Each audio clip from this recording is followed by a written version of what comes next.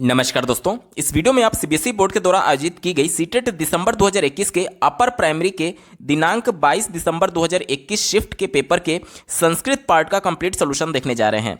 CBSE board के द्वारा upper primary में कुल 22 शिफ्टों में पेपर का आयोजन किया गया था, जिसमें से ये तीसरे शिफ्ट के संस्कृत पेपर को आप देख रहे हैं। अगर आप सभी शिफ्टों के सभी सब्जेक्ट्स के कंप्लीट पेपर सॉल्यूशन के साथ साथ प्राइमरी के सभी शिफ्टों के कंप्लीट पेपर सॉल्यूशन के अलावा सीटेट में पूछे जाने वाले प्राइमरी और अपर प्राइमरी के सभी सब्जेक्ट्स के कंप्लीट पेडागोजी को डिटेल में पढ़ना चाहते हैं तो इस वीडियो के समाप्त होने के बाद से इस वीडियो का डिस्क्रिप्शन जरूर चेक करिएगा। और अगर आप चैनल पर पहली बार विजिट कर रहे हैं तो इसको सब्सक्राइब करते हुए बेल आइकन को जरूर प्रेस कर लीजिएगा सीटेट, यूपी टेट और सुपर टेट की बेहतरीन तरीके से तैयारी करने के संदर्भ में।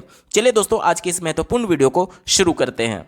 दोस्तों, प्रश्न संख्या 121 से 128 तक दिए गए पैराग्राफ पर आधारित पूछा गया था। पैराग्राफ के प्रश्नों को सॉल्व करने की सबसे अच्छी विधि है कि पहले आप एक बार प्रश्नों पर नजर डाल लीजिए, तब जब आप पैराग्राफ पढ़ेंगे तो तुरंत आपको उसका उत्तर क्लिक करेगा। यहां पर अगर पूरे पैराग्राफ को मैं हिंदी में ट्रांसलेट करने लगूं तो बेवजह आपका फालतू में समय व्यतीत होगा, इसलिए डायरेक्टली हम लोग प्रश्नों को देखेंगे और पैराग्राफ में उसका उत्तर ढूंढने की कोशिश करेंगे। इसलिए थोड़ा सा मैं आपको थीम बता दूं। यहां पर देखिए, एक उद्यान की बात की गई है, एक बगीचे की बात की गई है, एक खेत खलिहान की बात की गई है और ये बताया गया कि बहुत बड़ा था वो खेत खलिहान, ठीक है। और उस उद्यान में विविध प्रकार के वृक्ष थे, ठीक है, जिसमें नीम के और ये सभी चीज़ें लगाए हुए थे। आप आगे देखिए, वसंत ऋतु में यहाँ पर बहुत अच्छे फूल वायुमंडल को सुगंधित करते थे इस बगीचे से संबंधित, और यहाँ की जो पेड़ों की छाया हुआ करती थी उसमें लोगों को स्वस्थ ऑक्सीजन मिल जाता था, इस टाइप से यहाँ पर मेंशन किया गया। और ग्रीष्म काल में यहाँ पर लोग आकर के यहाँ पर तापमान में जो गर्मी होती थी उससे आराम पाते थे और आराम करते थे, विश्राम करते थे, ठीक है। यहाँ पर इसके बाद से बात की गई है कि यहाँ पर एक माली रहता था जिसका नाम मुरारी था, और वो किस प्रकार से खेतों की सिंचाई करता था, पूरे बगीचे को देख रेख करता था, उसी के बारे में ये पूरा है। और किस प्रकार से लोगों को ये फल, पुष्प और नगर यहाँ से जाते थे और उनको आजीविका का साधन इकट्ठा होता था, जुटाते थे वो लोग, तो इसके बारे में यहाँ पर मेंशन किया गया। चलिए अब इस पर आधारित पहले प्रश्न को देख लेते हैं और डायरेक्टली हम लोग प्रश्नों का उत्तर ढूंढेंगे। पहला प्रश्न पूछा गया, देखिए, वृक्षाणाम छायायाम स्थित्वा जना किम कुर्वन्ति, यानी कि वृक्ष के छाया में लोग क्या करते थे। यहां पर आप इसका उत्तर देख सकते हैं, जनाः ग्रीष्मतौ एतेषां वृक्षाणां छायायां स्थित्वा तापम नयन्ति, यानी कि तापमान से जो गर्मी होती थी उससे रक्षा पाने के लिए वृक्ष की छाया में चले जाते थे, यानी कि धूप से रक्षा पाते थे, धूप से बचते थे। दिए गए विकल्प में देखिए, ऑप्शन नंबर 1 में बात की गई है तापमपयन्ति, इसका बिल्कुल सटीक जवाब हो जाएगा। चलिए बढ़ते हैं अगले प्रश्न की तरफ। दिया गया है वायुमंडलम सुगंधेन केन पुर्यते, यानी कि वायुमंडल में किसका सुगंध फैलता था। यहां पर आप इसका उत्तर देख सकते हैं, वृक्षाणाम कुसुमानी वायुमंडलम सुगंधेन पुर्यन्ति। यहां पर देखिए, वृक्षाणाम यानी पेड़ का कुसुम, कुसुम मतलब होता है फूल, जो फूल होते थे उसके जो सुगंध होती थी वो वायुमंडल में फैलता था। तो उत्तर क्या हो जाएगा, देखिए इसका उत्तर हो जाएगा ऑप्शन नंबर 1 में मेंशन किया गया। देखिए, वायुमंडलम सुगंधेन केन पुर्यन्ति, तो क्या हो जाएगा, कुसुमय, यानी कि फूल की सुगंध। ऑप्शन नंबर 1 इसका बिल्कुल सटीक जवाब है। अगला प्रश्न पूछा गया था, उद्यानस्य वस्तूनां विक्रयः कुत्र भवति, यानी कि उद्यान से जो वस्तु प्राप्त होता था जैसे कि फूल हो गया, फल हो गया, उसे बेचने के लिए कहाँ जाते थे। यहां पर आप इसका उत्तर देख सकते हैं, अस्माकं उद्यानात् विविधानि फलानि शाकाः पुष्पाणि च नगरे गच्छति, यानी कि नगर में उसको बेचने जाते थे। तत्र तेषां विक्रयः भवति, यानी कि नगर में, ठीक है, उत्तर हो जाएगा नगर। दिए गए विकल्प में देखिए, ऑप्शन नंबर 2 नगरे, इसका बिल्कुल सटीक जवाब होगा। अगला प्रश्न पूछा गया था, उद्यानस्य मालकारः किम करोति, यानी कि उद्यान का जो माली था वो क्या करता था, क्या करता है, इस सेंस में प्रश्न पूछा गया, ठीक है। यहां पर आप इसका उत्तर देख सकते हैं, अस्माकं उद्याने मुरारी अस्माकं मालाकारः अस्ति, सः सर्व दिन मत्र कार्यम करोति, सः संरक्षण आरोपेण सिंचेन चातीव चतुरः, यानी कि वो क्या करता था, वो उद्यान का संरक्षण करता था, आरोपण यानी कि जो पौधों को हम लोग रोपते हैं उसके सेंस में है, और उसको सिंचता था। तो ये सब उत्तर हो जाएगा। दिए गए विकल्प में देखिए, विकल्प नंबर 2 उद्यानस्य संरक्षणम पोषणम च करोति, इसका बिल्कुल सटीक जवाब है। अगला प्रश्न पूछा गया था, भूमो लघुपादपानम स्थापनम किम कथ्यते गद्यांशम चित्वा लिखत, यानी कि गद्यांश में जो भूमि का लघुपादपानम स्थापना है उसे क्या कहते हैं? तो इसे हम लोग आरोपण कहते हैं। विकल्प नंबर 3 इसका बिल्कुल सटीक जवाब हो जाएगा पैराग्राफ के अनुसार। अगला प्रश्न पूछा गया है, उद्याने भूमे है खननम केन मंत्रेण भवति। तो पैराग्राफ के अनुसार खनित्रेण इसका बिल्कुल सटीक उत्तर है। अगला प्रश्न पूछा गया था, पश्यत इति पदम कस्य पुरुषस्य विद्यते, यानी पश्यत शब्द में पद में कौन सा पुरुष है? स्क्रीन पर आप देख पा रहे होंगे यहाँ पर लोट लकार में पश्यत आता है। यही हमसे पूछा गया था पश्यत कौन सा पुरुष होता है, पश्यत में कौन सा पुरुष होता है? तो इसमें मध्यम पुरुष होता है। उत्तर क्या हो जाएगा? मध्यम पुरुष। ऑप्शन नंबर 3 देखिए, मध्यम पुरुषस्य इसका बिल्कुल सटीक जवाब होगा। अगला प्रश्न पूछा गया था, जिघ्रंति इत्यस्मिन पदे का धातु, यानी जिघ्रंति में कौन सा धातु है, ये हमसे पूछा जा रहा है। तो इसमें घ्रा धातु है। विकल्प नंबर 1 इसका बिल्कुल अप्रोप्रिएट होगा। दोस्तों प्रश्न संख्या 129 से 135 तक एक अन्य पैराग्राफ पर पूछा गया था। चलिए इसके भी थीम को जल्दी से समझ लेते हैं। कहा जा रहा है कि हमारा देश भारतवर्ष है, जिसके उत्तर दिशा में एक विशाल पर्वत है जिसे हिमालय के नाम से जानते हैं। प्राचीन काल से ही भारत में स्वाभिमानी आर्य लोग यहाँ पर निवास करते थे। ठीक है, यहाँ पर देख सकते हैं यहाँ के मूल निवासी आर्य थे और यहाँ पर एक प्रतापी राजा हुआ करते थे जिनका नाम भरत था। और वो न केवल भारत पर ही शासन करते थे बल्कि विदेशों पर भी शासन करते थे। राज्य में जो बहुत कुशल राज्य प्रबंधन था उनका, और सभी लोग यहाँ पर सुखी थे और इस प्रकार से वो देश के अभिमान के तौर पर जाने जाते हैं। ठीक है, यहाँ पर आप देख सकते हैं हमारे देश में विविध प्रकार की भाषा और संप्रदाय है, जिसमें से संस्कृत भाषा भी एक महत्वपूर्ण है। अनेक संप्रदाय और वैदिक संस्कृति यहाँ पर है। ये हमारे भारत भूमि की एक तरीके से विशेषता है कि अनेकता में एकता। इसके साथ यहाँ पर बताया गया है कि हमारे देश में परस्पर एक दूसरे से लोग बंधे हुए हैं और एक दूसरे से सहयोग करना चाहिए आपस में, और साथ ही साथ आपस में मिलजुल करके रहना चाहिए, और जो घृणा है उसे त्यागने की जरूरत है। ठीक है, यहाँ पर देखिए अगर हम एक दूसरे से घृणा करेंगे तो हमारे देश की महान हानि होगी, ये बोला गया है। और एक दूसरे से मिल करके और घृणा को त्याग देना चाहिए, ये विकल्प ये दिया गया है। ठीक है, अब चलिए इस पर आधारित प्रश्नों को देख लेते हैं। पहला प्रश्न जो आप देख पा रहे होंगे अपने स्क्रीन पर, भारतवर्षस्य मूल निवासी के आसन। तो यहीं पर आपको इसका उत्तर दिया गया था। दूसरे लाइन में देखिए, अत्र त्रयाः मूल निवासिना आर्याः एव इति विचारः। यहाँ के मूल निवासी किसको बताया गया? आर्य को। ठीक है, तो उत्तर क्या हो जाएगा? देखिए पहले वाले विकल्प में दिया गया है आर्याः, इसका बिल्कुल सटीक जवाब हो जाएगा। भारतवर्ष के मूल निवासी कौन थे? आर्य थे। अगला प्रश्न पूछा गया था, भारत देशे कति संप्रदायाः सन्ति, यानी भारत देश में कितने संप्रदाय हैं? तो देखिए पैराग्राफ के अनुसार बहुत ढेर सारे संप्रदाय की बात की गई थी, विविध संप्रदाय की बात की गई थी। विकल्प नंबर 4 विविधा इसका बिल्कुल सटीक जवाब हो जाएगा। अगला प्रश्न पूछा गया है, घृणा द्वेष प्रदर्शनेन किम भविष्यति। तो घृणा और द्वेष से क्या होता है? हमारे देश की महान हानि होती है, पैराग्राफ में मेंशन किया गया था। तो ऑप्शन नंबर 1 महती हानि इसका बिल्कुल एप्रोप्रिएट जवाब हो जाएगा। बढ़ते हैं अगले प्रश्न की तरफ। 132 नंबर का प्रश्न आप अपने स्क्रीन पर देख पा रहे होंगे। पूछा गया है, मिथः इत्यास्यार्थे क शब्द गद्यांश से प्रयुक्त, यानी मिथः के सेंस में, मिथः के अर्थ में गद्यांश में कौन सा शब्द प्रयोग किया गया है?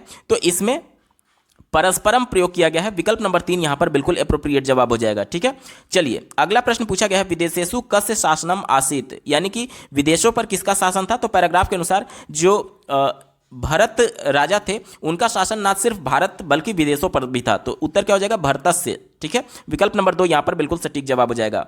अगला प्रश्न पूछा गया था 134 नंबर का प्रश्न आप अपने स्क्रीन पर देख पा रहे होंगे, विधि लिंग लकारस्य क्रियापदम चिनोत। तो विधि लिंग किसमें है? तो ये ऑप्शन नंबर 4 में है, त्यजेयु इसका बिल्कुल सटीक जवाब हो जाएगा। इसमें विधि लिंग लकार है। ठीक है, ऑप्शन नंबर 4 बिल्कुल सटीक जवाब होगा। इस पर आधारित अंतिम प्रश्न पूछा गया था, मिलित्वा एव अत्र क संधि विद्यते। तो इसमें मिलित्वा में कौन सा संधि है? तो इसमें वृद्धि संधि है। विकल्प नंबर 1 इसका बिल्कुल एप्रोप्रिएट जवाब हो जाएगा। अगला प्रश्न पूछा गया था, भाषा शिक्षण संदर्भे राष्ट्रीय पाठ्यचर्या रूपरेखा 2005 इत्यस्य किम कथनम सत्यम, यानी कि भाषा शिक्षण के संदर्भ में राष्ट्रीय पाठ्यचर्या रूपरेखा 2005 एनसीएफ 2005 के अनुसार निम्न में से कौन सा कथन सत्य है? तो देखिए एनसीएफ बहुभाषिकता के संदर्भ में ये कहता है कि बच्चे अपनी मातृभाषा से विद्यालय की शिक्षा प्रारंभ करके और 10 वर्ष तक वो अन्य भाषाओं यानी कि विद्यालय की जो औपचारिक भाषा है उसके साथ साथ अन्य भाषाओं के संपर्क में आएंगे। ठीक है, इसी के बारे में बात की गई है। विकल्प नंबर 1 में देखिए, सर्वे बालकाः विद्यालयी शिक्षाम मातृभाषाम भंते, यानी कि सभी बच्चे, सभी बालक विद्यालयी शिक्षा मातृभाषा में प्रारंभ करेंगे। यावत ते 10 वर्षीयाम शिक्षाम पूर्णा कुर्वन्ति, और जैसे ही वो 10 साल का शिक्षा पूर्ण करेंगे, 10 वर्ष होने के बाद से शिक्षा पूर्ण कर रहे होंगे, त्वावत ते द्वे अथवा अधिकाम भाषा योजयन्ति, तब वो 2 या फिर अधिक भाषा को सीखेंगे। यानी कि जो भी एक विद्यालय में अलग अलग सांस्कृतिक पृष्ठभूमि से आए हुए बालक हो सकते हैं जिनकी मातृभाषा अलग हो सकती है, तो जब उसके संपर्क में बच्चा आएगा और विद्यालय की जो औपचारिक भाषा है, क्योंकि हो सकता है बच्चा भोजपुरी बोल रहा हो, तो बच्चे को भोजपुरी में ही स्टार्टिंग में अपने आप को एक्सप्रेस करने का मौका देना है, और भोजपुरी से धीरे धीरे वो विद्यालय की औपचारिक भाषा यानी हिंदी के बारे में सीखेगा, और अन्य बच्चे जो मातृभाषा का प्रयोग कर रहे होंगे उसके संपर्क में आएगा। ये कहा जाता है एनसीएफ 2005 के अनुसार ये विकल्प बिल्कुल अप्रोप्रिएट है और यही इसका सटीक जवाब होगा। अगला प्रश्न पूछा गया था, भाषा कक्षायाम साहित्य शिक्षण से प्रयोजनम अस्ति, यानी कि भाषा की कक्षा में साहित्य शिक्षण का क्या प्रयोजन होता है, ये हमसे पूछा जा रहा है। तो साहित्य के माध्यम से बच्चे को भाषा का अधिगम कराया जाता है, यानी भाषा सिखाया जाता है। क्योंकि आपने देखा होगा कि जो बच्चे को ग्रामर पढ़ाने की बात की जाती है वो कॉन्टेक्स्ट में पढ़ाने की बात की जाती है, यानी कि जो साहित्य पढ़ाया जा रहा है उसी कॉन्टेक्स्ट में बच्चे को ग्रामर बताया जाएगा, और ग्रामर बता करके बच्चे को भाषा का अधिगम कराया जा रहा है, भाषा के बारे में बताया जा रहा है। ठीक है, इसके साथ ही साथ सांस्कृतिक ज्ञान वृद्धि और सामाजिक ज्ञान वृद्धि इसका बिल्कुल अप्रोप्रिएट जवाब हो जाएगा। साहित्य के माध्यम से संस्कृति से परिचित कराया जाता है और साथ ही साथ सामाजिक ज्ञान में वृद्धि की जाती है। विकल्प नंबर 2 बिल्कुल अप्रोप्रिएट है, यही इसका सटीक जवाब होगा। अगला प्रश्न पूछा गया था, किम साधनम मुद्रण भाषा संपन्न पर्यावरण निर्माणे सहायकम भवति, यानी कि हमसे पूछा जा रहा है कि निम्न में से कौन सा साधन मुद्रण भाषा संपन्न पर्यावरण निर्माण करने में सहायक है। मुद्रण भाषा संपन्न पर्यावरण क्या होता है, इसे हम लोग इंग्लिश में प्रिंट रिच इन्वायरमेंट बोलते हैं। आप बच्चों के स्कूल में जाएंगे प्राइमरी या फिर अपर प्राइमरी में, तो दीवालों पर विभिन्न प्रकार के अल्फ़ाबेट्स, विभिन्न प्रकार के कार्टून्स, विभिन्न प्रकार की चीज़ें बनी होती हैं। ये क्या है, ये प्रिंट इन्वायरमेंट बच्चे को दे रहा है, यानी कि मुद्रित चीज़ें दीवालों पर बनी होती है जिससे बच्चे देख करके सीख रहे होते हैं। उसके दीवार पर हो सकता है ए फॉर एप्पल लिख करके एप्पल का इस प्रकार से चित्र बना हो और इसके आगे ए लिखा हो, तो यहाँ पर देखिए ए अल्फ़ाबेट को किससे कोरिलेट किया गया है, उसके चित्र सेब से। ठीक है, तो ये प्रिंट रिच इन्वायरमेंट होता है। इसी की बात करता है विकल्प नंबर 1, देखिए कक्षायाम पदार्थानाम नाम लेखनम, यानी कि कक्षा में पदार्थ का नाम लेखन, तेषांच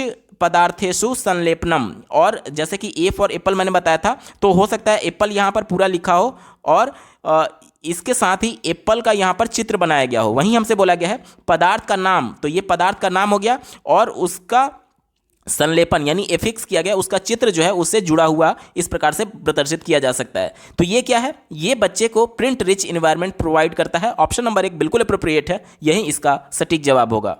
अगला प्रश्न पूछा गया था, पाठ्यचर्या अंतर्गतम भाषा शिक्षणम अस्ति, यानी कि पाठ्यचर्या के अंतर्गत भाषा शिक्षण क्या है। तो देखिए बच्चे को कंटेंट यानी विषय वस्तु के ही माध्यम से बच्चे को भाषा बताई जाती है। तो उत्तर क्या हो जाएगा, देखिए विषय वस्तु कक्षायाम भाषा शिक्षणम, यानी कि मान लीजिए बच्चे को एक टॉपिक दिया गया लिखने के लिए, तो बच्चा उसमें अपने मौलिक विचारों को अभिव्यक्त कर रहा होगा, और वो टॉपिक हो सकता है कि आपके इतिहास से हो सकता है आपके भूगोल से हो। तो इतिहास भूगोल ये क्या है, ये आपके पाठ्यचर्या का भाग है, आपके एक तरीके से सिलेबस का भाग है। तो वहीं हमसे बोला जा रहा है कि पाठ्यचर्या के अंतर्गत भाषा शिक्षण क्या होता है, तो ये कंटेंट यानी विषय वस्तु के माध्यम से बच्चे को भाषा सिखाए जाने की बात की जाती है। इसमें ऑप्शन नंबर 1 बिल्कुल अप्रोप्रिएट है, यही इसका सटीक जवाब होगा। अगला प्रश्न पूछा गया था, भाषा अधिगमस्य विषय निम्नलिखितेषु किम सत्यम नास्ति, यानी कि भाषा अधिगम के विषय में निम्नलिखित में से कौन सा सत्य नहीं है।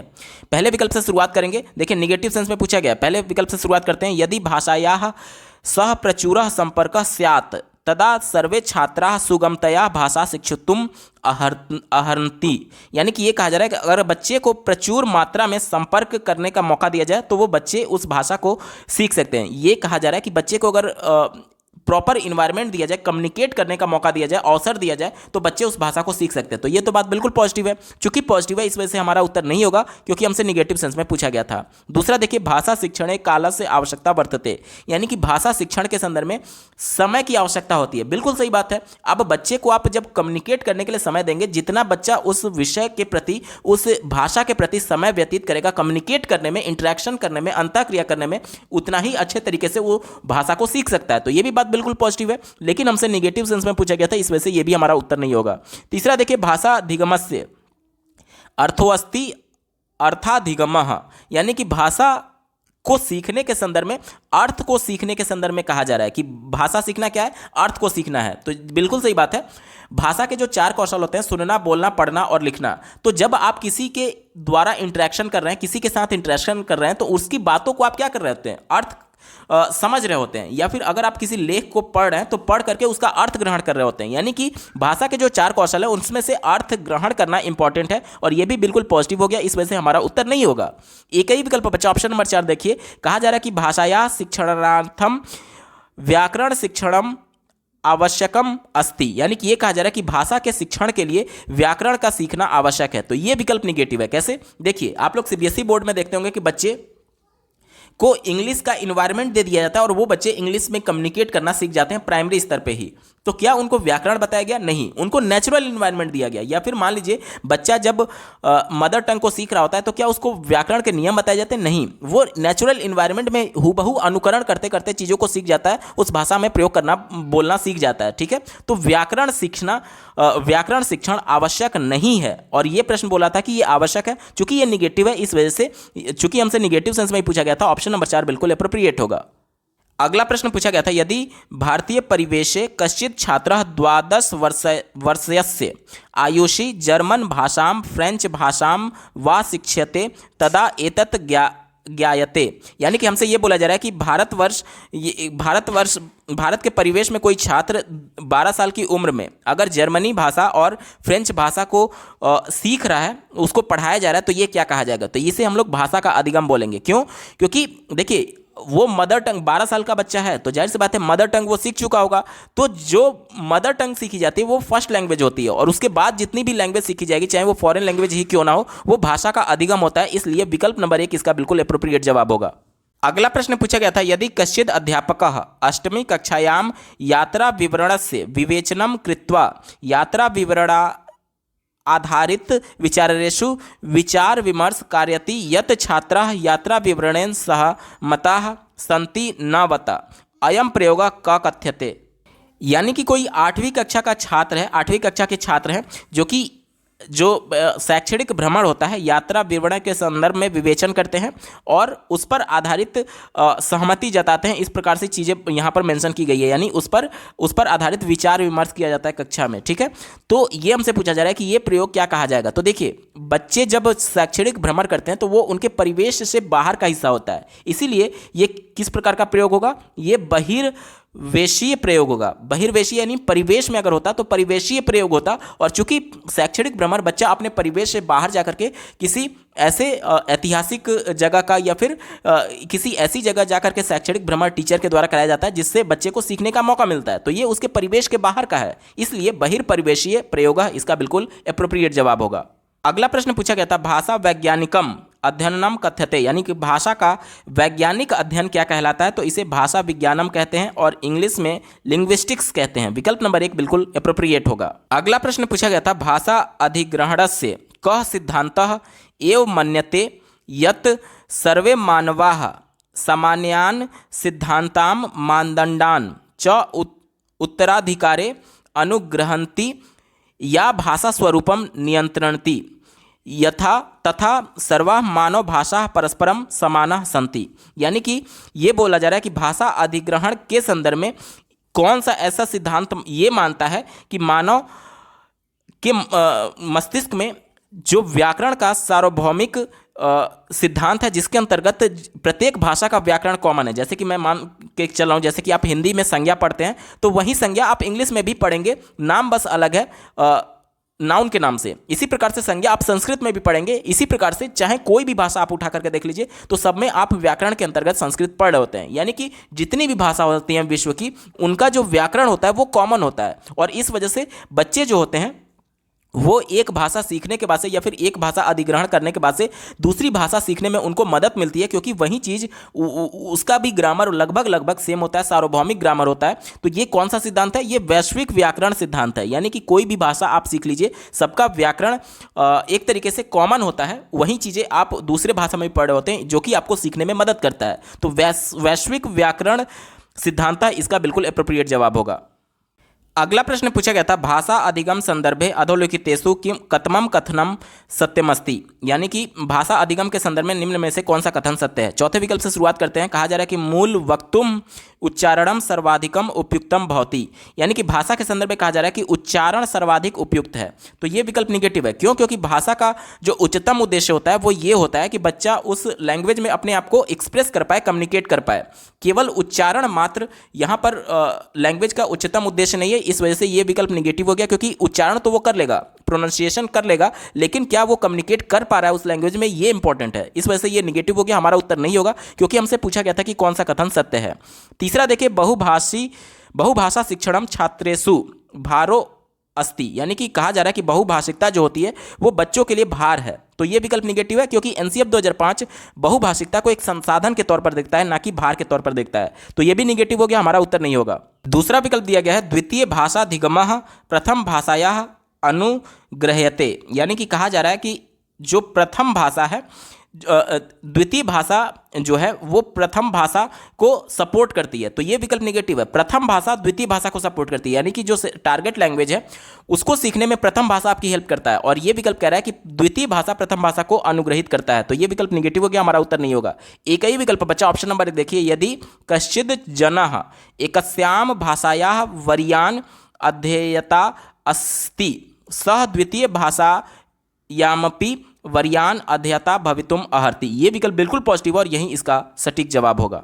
अगला प्रश्न पूछा गया था, संपूर्ण शारीरिक प्रतिक्रिया, जिसे अंग्रेजी में टोटल फिजिकल रिस्पॉन्स कहते हैं, यस्मिन अध्यापकः आदेशम ददाति छात्रः तम शारीरिक रूपेण अनुकुर्वन्ति कस्या प्रयोजनाम आगच्छति, यानी कि ये कहा जा रहा है कि टोटल फिजिकल रिस्पॉन्स में जो शिक्षक के द्वारा आदेश दिया जाता है, छात्र शारीरिक रूप से उसका अनुकरण कर रहे होते हैं। तो ये प्रयोजन क्या है, स्ट्रेटेजी क्या है, ये हमसे पूछा जा रहा है। तो देखिए, टोटल फिजिकल रिस्पॉन्स में क्या होता है, जैसे कि मान लीजिए बच्चे को कविता पढ़ाया जा रहा है, आप प्राइमरी स्कूलों में देखते होंगे कि बच्चे को जो कुछ भी कविता पढ़ाया जा रहा है उसका हूबहू बॉडी लैंग्वेज में भी टीचर इस्तेमाल कर रहा होता है। जैसे कि अगर मैं बोलूँ कि एक मोटा हाथी झूम के चला, मकड़ी की जाल में जाके वो फंसा, ये मान लीजिए कविता बच्चे को पढ़ाना है। तो जब मैं मोटापा शब्द आएगा, जब एक मोटा हाथी, जब मोटा शब्द आएगा तो दोनों हाथों को फैला करके मोटापे का इशारा किया जाएगा, और जब हाथी वर्ड आएगा तो अपने हाथ के केहूनी को नाक से सटाते हुए सूंड बनाने का इशारा किया जाएगा। यानी कि हम अपने बॉडी लैंग्वेज से भी कम्युनिकेट करने की कोशिश कर रहे हैं, बोलने के साथ साथ बॉडी लैंग्वेज का भी यूज कर रहे हैं बच्चे को कम्युनिकेट करने के संदर्भ में। ठीक है, इसी को बोला जाता है टोटल फिजिकल रिस्पॉन्स।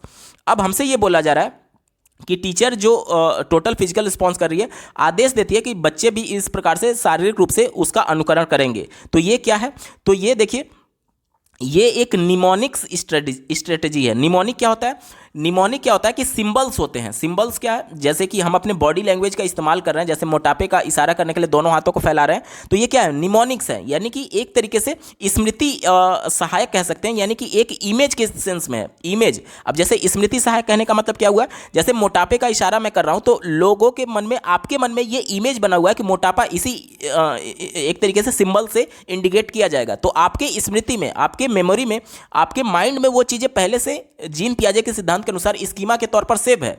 और जब मैं वो हाथ फैला रहा था तो वो उससे हो क्या रहा है कि मैं आपको इशारा दे रहा हूं और उस इशारे का आप कंपैरिजन कर रहे हैं अपने माइंड के जीन पियाजे के सिद्धांत के अनुसार जो स्कीमा बना हुआ है उससे, और आप चीज़ों को समझ पा रहे हैं, रिकॉल कर पा रहे हैं, स्मृति सहायक हो पा रहा है कि हाँ, मैं मोटापे की बात कर रहा था और जब मैं हाथी की बात कर रहा हूं तो नाक से केहूनी सटाते समय आपको लग रहा होगा कि हाँ, ये सूंड की बात की जा रही है। क्यों? क्योंकि आपने हाथी का इमेज देखा है जो कि आपके माइंड के स्कीमा में सेव है, और उस स्कीमा से वो कंपैरिजन होकर के आप उसको अपने रिकॉल कर पा रहे हैं।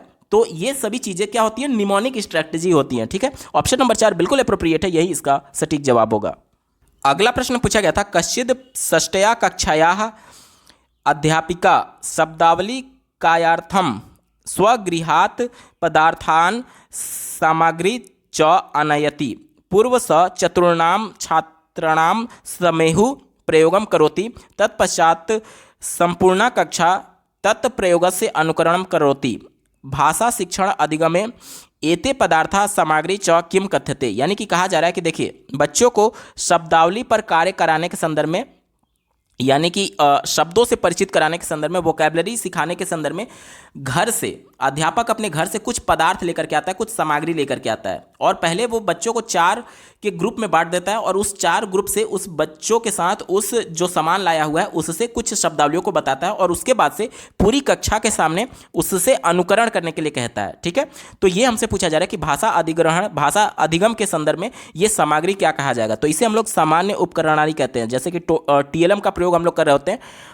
टीचिंग लर्निंग मटेरियल, उसी के सेंस में यहाँ पर आया हुआ है। तो ये सामान्य उपकरणानी इसका बिल्कुल सटीक जवाब हो जाएगा, क्योंकि यहाँ पर टीचिंग लर्निंग मटेरियल का ऑप्शन नहीं दिया गया है, इस वजह से सामान्य उपकरणानी यहाँ पर सटीक उत्तर है। विकल्प नंबर 2 सही उत्तर होगा।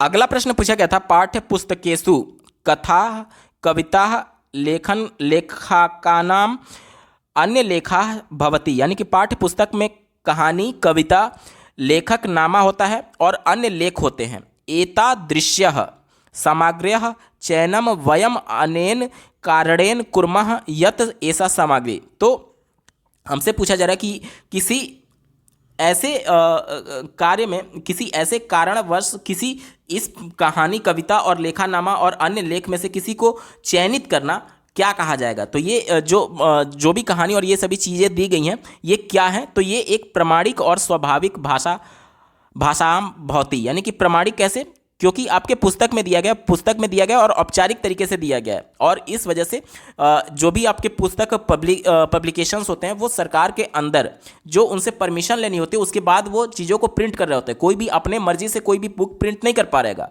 क्योंकि जो भी प्रिंटिंग हाउसेज हैं वो गवर्नमेंट के रूल्स गाइडलाइंस के अनुसार वो परमिशन लिए हुए हैं, और उस हिसाब से वो चीज़ें कुछ उनके लिए गाइडलाइंस है कि ये चीज़ों को आपको ध्यानपूर्वक ध्यान में रखते हुए ही किताबों को प्रिंट करना है। यानी कि ये क्या हो गया, ये ऑथेंटिक हो गया, यानी प्रमाणिक हो गया, और साथ ही साथ स्वाभाविक भाषायाम भवति, उसकी जो लैंग्वेज होती है वो नेचुरल लैंग्वेज होती है, बच्चे के मानसिक स्तर के अनुरूप होती है। ठीक है, अब कक्षा 1 का बालक है तो उसके लिए कक्षा 12 के स्टैंडर्ड वाला भाषा प्रयोग नहीं किया जाएगा, यानी कि वो उसके लिए स्वाभाविक भाषा होता है उस बच्चे के मानसिक स्तर के अनुसार। तो ऑप्शन नंबर 1 बिल्कुल एप्रोप्रिएट है, यही इसका सटीक जवाब होगा। अगला प्रश्न पूछा गया था, कश्चिद अध्यापकः छात्राणां मूल्यांकनार्थम एकस्मिन् मासे त्रिवारं मौखिक परीक्षां करोति तथा चा एकवारं पुस्तक सहायं परीक्षां करोति। एता मौखिकं पुस्तक सहायाश्च परीक्षां किम कथ्यते, यानी कि कहा जा रहा है कि कोई एक अध्यापक है जो कि छात्रों के मूल्यांकन के लिए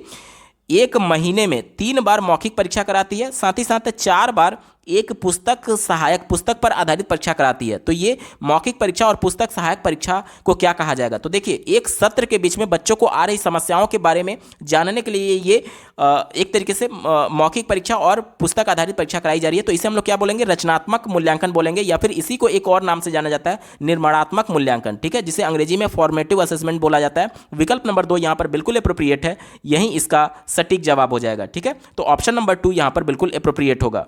अगला प्रश्न पूछा गया था, अधोलिखितेषु कतमं कथनम सत्यम अस्ति, यानी कि निम्नलिखित में से कौन सा कथन सत्य है। चलिए चौथे विकल्प से शुरू करते हैं। कहा जा रहा है कि चिन्ह भाषायाः अधिगम सर्वेभ्यः संभवो नास्ति, यानी कि कहा जा रहा है कि चिन्ह भाषा, जिसे अंग्रेजी में साइन लैंग्वेज बोला जाता है, वो सबके सीखने में संभव नहीं है। तो ये विकल्प निगेटिव है। कैसे, देखिए, साइन लैंग्वेज का एक ग्रामेटिकल फॉर्म होता है जिसको पढ़ करके आप चीज़ों के बारे में समझ सकते हैं। जैसे कि जो भी हाथों के, जैसे आप पहले दूरदर्शन पर न्यूज़ देखते होंगे तो उसमें साइन लैंग्वेज पर आधारित भी न्यूज़ बताए जाते थे, जिसमें एक एंकर होते थे, वो क्या होते थे, अपने हाथों के इशारे के माध्यम से कम्युनिकेट करने की कोशिश कर रहे होते थे। तो वही आपका साइन लैंग्वेज होता है। तो इसका भी एक निश्चित पैटर्न होता है, ग्रामर होता है, क्योंकि अगला बंदा आपके लैंग्वेज को किस प्रकार से समझेगा, जाहिर सी बात है वो ग्रामर के रूल्स को पढ़ा होगा, ग्रामर समझता होगा साइन लैंग्वेज का, तभी तो समझ पाएगा। यानी कि अगर कोई भी बंदा इसके ग्रामर को पढ़ ले, समझ ले, तो वो साइन लैंग्वेज को समझ सकता है। और ये विकल्प क्या कह रहा था, चौथा, कि ये सभी के लिए संभव नहीं है सीखना। तो ये विकल्प नेगेटिव है, हमारा उत्तर नहीं होगा। सबके लिए संभव है, जो भी उस ग्रामर को पढ़ लेगा वो उस साइन लैंग्वेज को समझ पाएगा।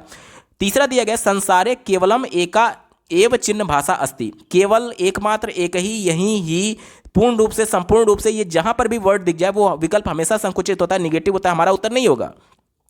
पहला देखिए, चिन्ह भाषा जिसे साइन लैंग्वेज कहते हैं, केवलम चिन्हान समूहो अस्ति, केवल यहां पर भी आ गया। वैसे भी मैं बता दूं, कहा जा रहा है कि चिन्ह लैंग्वेज यानी साइन लैंग्वेज जो होता है वो केवल चिन्हों का समूह है। तो ये विकल्प निगेटिव है, उसका खुद का ग्रामर भी होता है, केवल चिन्हों का समूह नहीं है, इस वजह से निगेटिव हो गया। और वैसे भी आपको सोचना ही नहीं था, केवल वर्ड आ गया तो ये गलत ही था। एक ही विकल्प बचा, ऑप्शन नंबर 2 देखिए, चिन्ह भाषाया व्याकरणम भवति, यानी कि चिन्ह भाषा साइन लैंग्वेज का भी व्याकरण होता है। बिल्कुल सही बात है, क्योंकि जब तक आप उसका व्याकरण नहीं पढ़ेंगे तब तक अगला बंदा कैसे समझ पाएगा कि आप क्या कम्युनिकेट कर रहे हैं, या फिर क्या इशारे कर रहे हैं, या फिर क्या हाथों के माध्यम से कम्युनिकेट करने की कोशिश कर रहे हैं। जो ग्रामर आप पढ़े होंगे और वही ग्रामर जो आपको देख रहा होगा वो पढ़ा होगा, तभी तो बिल्कुल कॉमन कम्युनिकेशन निकल करके सामने आएगा कि हाँ, जो चीज़ें मैं बोलने की कोशिश कर रहा हूँ इशारों के माध्यम से, वहीं अगला बंदा भी समझ रहा है। ये कैसे पॉसिबल है? जब ग्रामर होगा तो जाहिर सी बात है चिन्ह भाषा का भी अपना ग्रामर होता है। विकल्प नंबर 2 बिल्कुल पॉजिटिव है और यही इसका सटीक जवाब होगा।